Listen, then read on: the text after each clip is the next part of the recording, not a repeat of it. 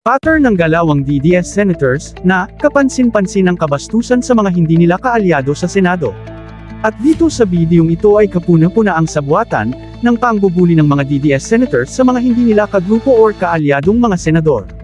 At sa bidyong ito, makikita natin na mahilig talagang gumawa ng eksena sa Senado ang mga DDS senators, in particular si Robin Padilla, na animoy laging nasa pelikula na siya lagi ang bidang may ipinaglalaban at ipinagtatanggol na api sa eksena sa Senado, lagi na lang naghahamon ng away or gulo sa kapwa niya senador, kagrupo man niya o hindi kagrupo, ngunit kapag hindi niya kagrupo or kaalyado, hindi ito nakikipagbati kahit kitang-kita na siya ang mali at naging bastos.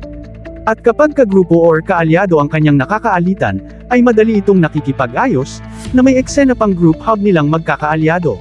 Ang sabi po nila, tayo daw po ay balat sibuyas. So ang suggestion ko, isampan na yung ethics case. Balikan natin ulit, noong na kay Robin Padilla ang pagkakataong magsalita, ay malaya at walang interruption niyang naipahayag ang kanyang pagtatanggol kay Bato de la Rosa, at malaya din itong naipahayag ng walang sino mang sumingit sa kanyang pagtutol sa batas ng ICC at ng Pilipinas habang siya ay nagsasalita pa.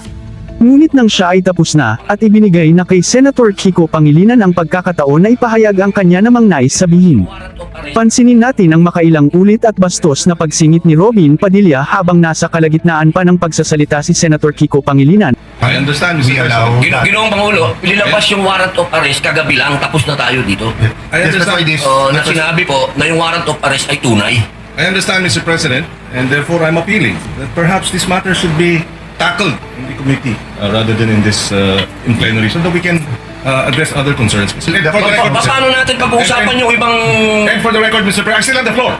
Napigilan man ni Pangilinan na masapawan siya ng hindi natatapos ang pagsasalita. Pumalag naman sa floor si Padilla at ibang issue na ang kinwestiyon.